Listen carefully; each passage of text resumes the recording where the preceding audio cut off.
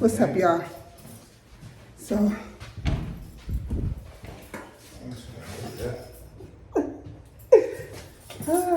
it's kind of cool outside today. Look at this mess. That don't make no sense. People they move out, and it's people move out of the building, and they just throw their stuff in the street. Say hi, babe. So, oh, it's gloomy out here today. I'm hungry out here today. It's cloudy out here today. It's kind of. You know what's crazy? The minute Labor Day is over, yeah, it's the cold just starts coming. You look at it like it knows. Just the trees is already turning and everything. They're in the fall, leaning over something. Anyway, y'all, today, the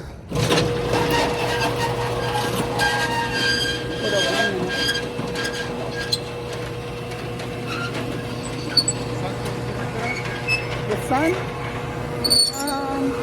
I don't know. Y'all, I just got on these here Crocs.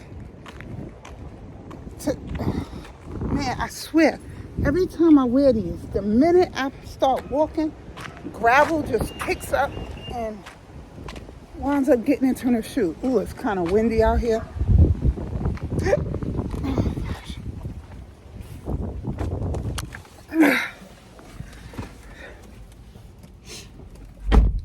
All right, so I'm gonna leave you right here. All right, so today, y'all, me and my husband are both having a colonoscopy today. We both scheduled it for the same day because I'm gonna explain.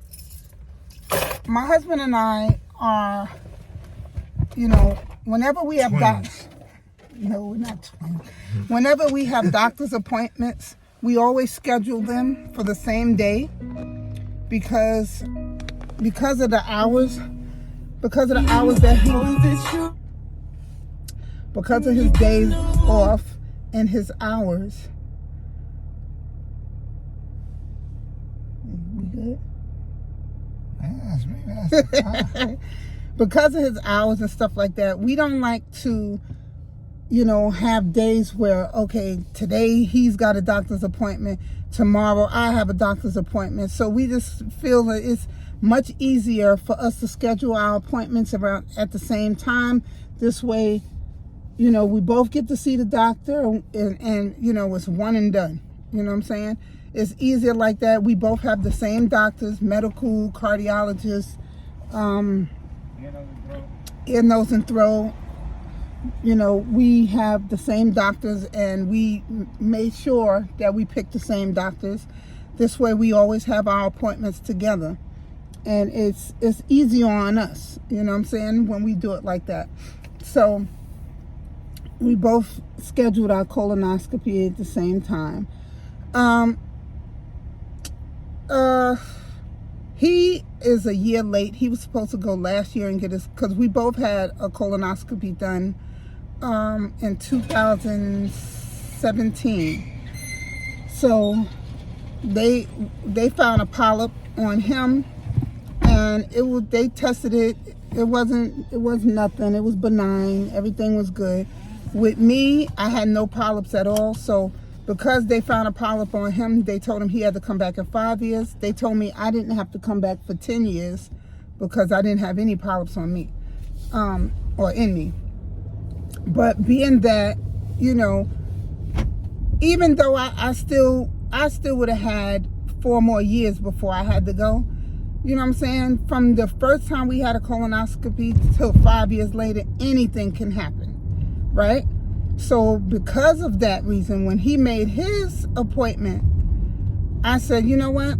I'm going to make mine, because it's been 6 years since I had mine done. So, you know what I'm saying? Anything can happen. I don't want to wait another 4 years. So I said, you know what? Let me just be on the safe side and make my appointment with him.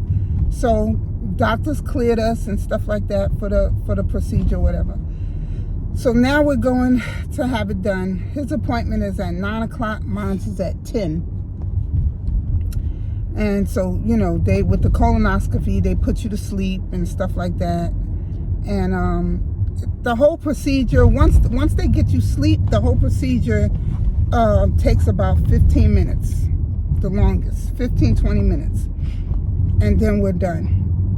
The hardest part of this whole thing was the fact that we had to drink this gallon of liquid that they give you to clean out everything out of your colon, or everything off your walls and all that.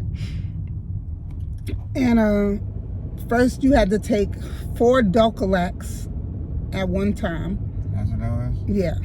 You have to take 4 Dulcolax. And we both had to take that at 3 o'clock. And then going before you even had to go to the drink. And then at 5 o'clock, that's when you have to start drinking the gallon of solution. And you have to drink it like a cup full every 15 minutes. So, and it's a little bag with some kind of lemon flavor, something to make it taste better, but it helps. It do help a little bit, but the stuff is still nasty. Gotta be cold, please. It's gotta be cold, because I had mine in the freezer, because drinking it, it's bad enough that the taste is crazy, but then to drink it warm, it would have made it even harder for me to drink it, or for us to drink it. So yeah, every 15 minutes we had to drink it. And then the hardest part, but aside from drinking it, was trying to go to the bathroom. Because if he had to go, and then I had to go, he was actually, because we only have one bathroom. So he actually had a bucket that he was using. First he was in the bathroom. It worked. Yeah, first he was in the bathroom because bleach in it. when A little bleach and water. Yeah, but first, when he started going to the bathroom, it hadn't hit me yet. It hadn't worked through me yet. So when he first started having to go to the bathroom, he was free, because I was still, in the room, and I had a 2-hour head start on you. Yeah, so he was good for the first 2 hours. And then after that, he let me use the bathroom, and he used the bucket. Which I appreciate that, because, woof. But when I tell you, it was a constant, both of us in the bathroom, constantly, up until when? Till 1 o'clock this morning. From 5 o'clock, 5 o'clock. 3. I started using at 3. Well, he started at 3, passing his bowels at 3 o'clock. I started maybe about, because I started taking the solution at... Remember, I started going to the bathroom right before we were supposed to start taking See, he doesn't take Dulcolax, so it worked faster on him, because his body's not used to it. And I have to take Dulcolax, regularly when I go to the bathroom, because I have issues with going to the bathroom regularly. So my doctor told me, whenever I have to go, just take a Dulcolax and go, because, I stay constipated, boy. So, that's a little TMI, but it's the truth. See that? Yeah, see? Oh, yeah, I ain't even, I told. It sure feels like it. I know. Anyway, so my thing is this. My husband is adopted, right? So he doesn't know the history of his biological parents. So because of that reason, he needs this even more, because he doesn't know what runs through his family. You know what I'm saying? He doesn't know if heart disease runs through his family. He don't know if cancer runs through his family. He don't know any of that because he was adopted. Now, myself, my cancer runs through my family. My mother's sister died of breast cancer, and my mother's father died of liver cancer. So because of that reason, I stay at the clinic for whatever, you know what I'm saying? I'm always getting myself checked out, and so does my husband, because you never know. You know what I'm saying? There's so many people out here in this world that died from heart attacks and stuff like that because they never went and got themselves checked out. So they never knew how bad their arteries were.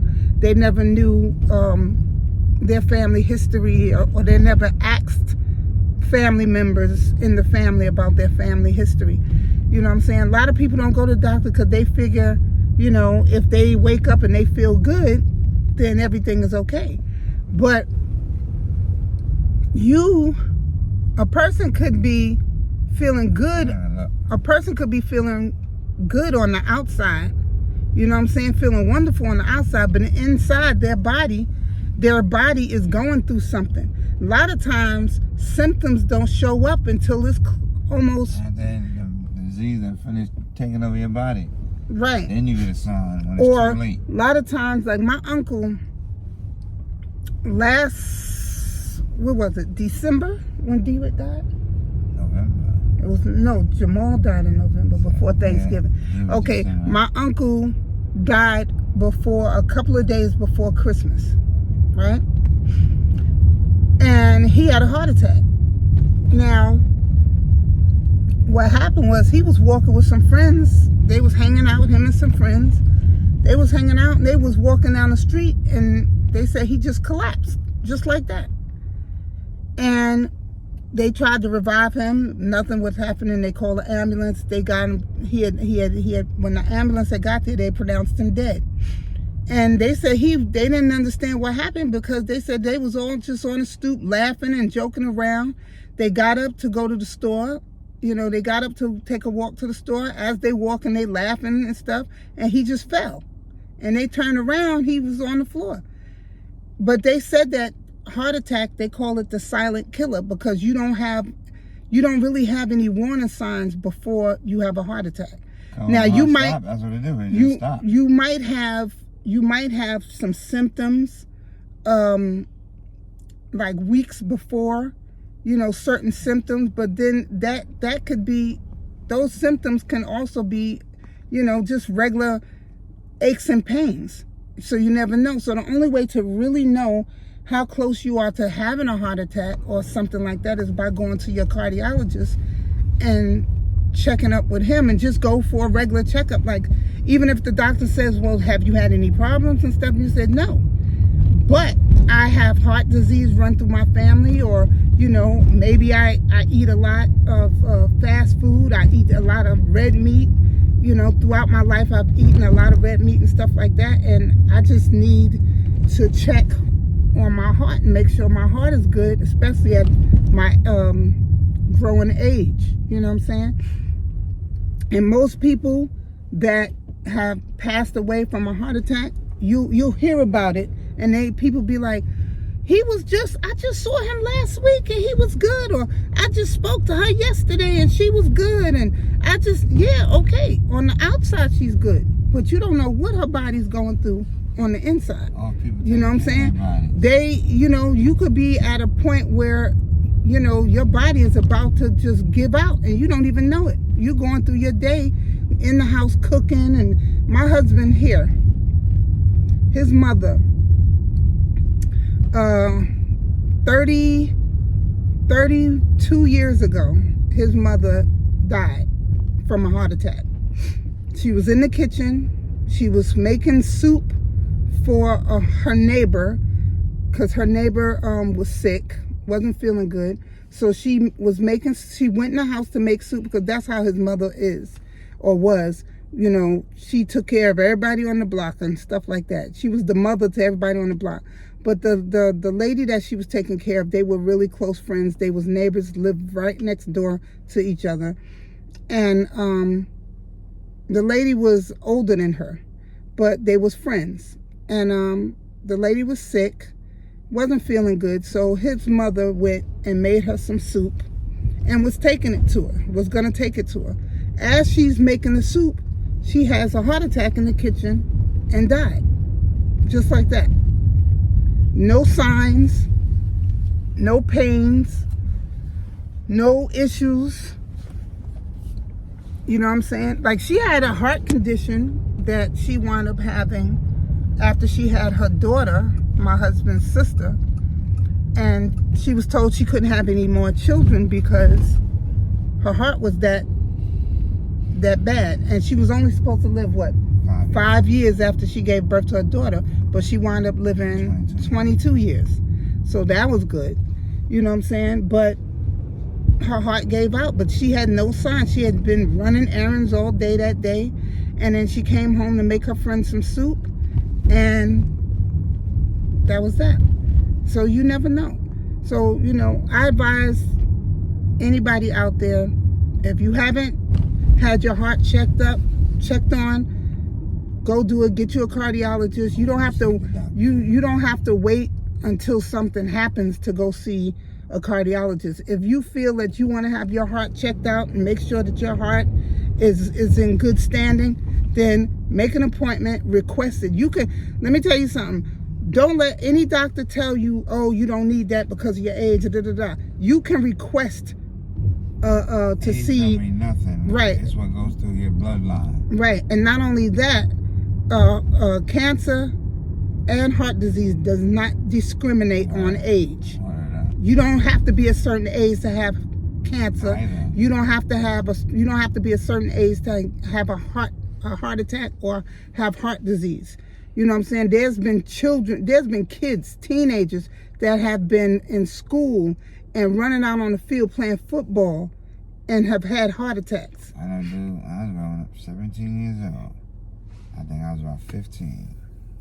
He played basketball for the church. Healthy, well-built, young. Like I said, he was 17. Playing basketball against another church. He collapsed in the gym, and he collapsed right in the gym. And it was air conditioning. So it wasn't like it was burning up hot. Some people have heart murmurs. Some people have AFib. Some people have a whole street. Some people have underlying conditions that they don't know about because they never get themselves checked out. You know, people are just living their lives going on about their day as if they're invincible. You know, and especially once you start getting up in a certain age, you need to start getting yourself checked out. I had years ago, I was going to see I always go to I always go to see breast surgeons, you know.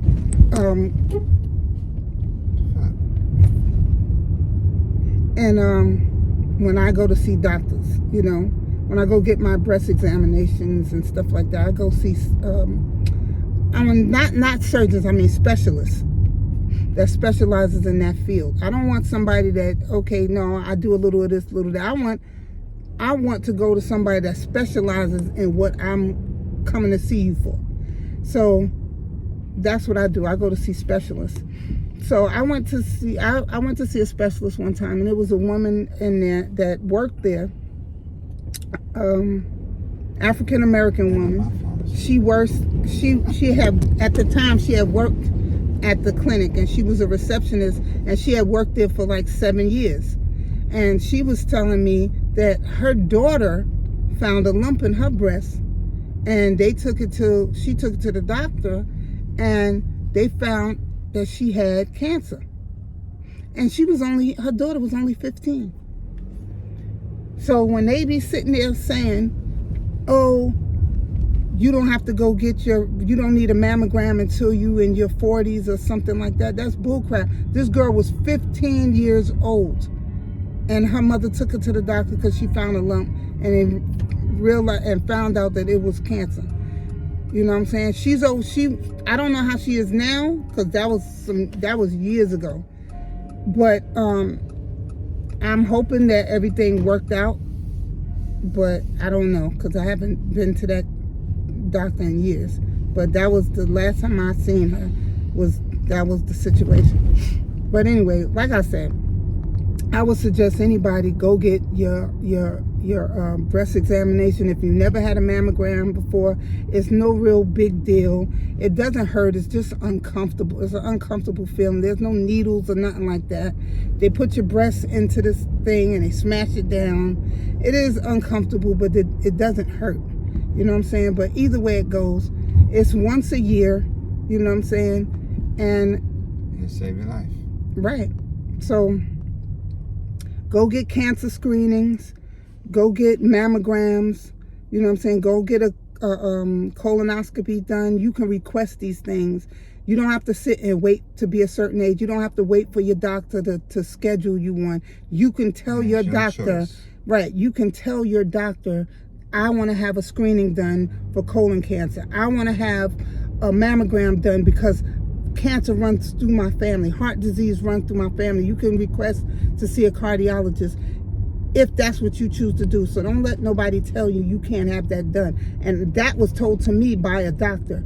Said don't let no doctor tell you that you have to be a certain age. You can request it. And that's what I've always done. When they tell me, oh, you can't, I said, no, I'm requesting it. I'm requesting it because this is what I want to have done. You know? So anyway, we get ready to go up in here because we just pulled up. The office is back that way, but now we got to look for parking.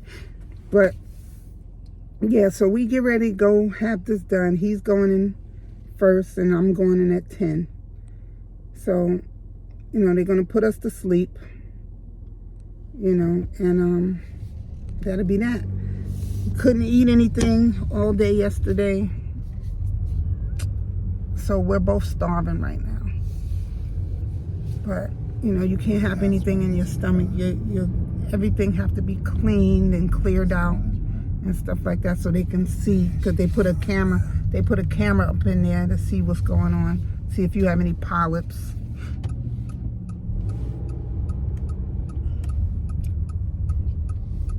So anyway, y'all, I just wanted to let y'all know this is what we got going on today. So I'm gonna hit y'all up when we get out of there, let y'all know how to. I'm hoping they're gonna give us our results today, because the last time we had the colonoscopy done, they gave us our results right then and there. So I'm hoping that they still do that. I hate to have to wait a week or two to find out, you know, some craziness or whatever, or whether I'm fine.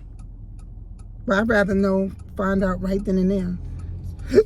So hopefully they still do that. But either way it goes, I will hit y'all up when we get out of there, once I'm coherent, because you know you gotta come out of that anesthesia, so you be a little loopy when you first wake up. And you know it takes 24 hours for anesthesia to completely wear out of your system. But we be good after about an hour or two. But it takes 24 hours for it to completely run out of your system. Anyway, y'all, we got to go in here, do this. You know, they got to go in there and play in our butts. So I'll be in jail. You won't know. You will be asleep. They'll be in there. I got a camera. They'll be in there tickling your ivories.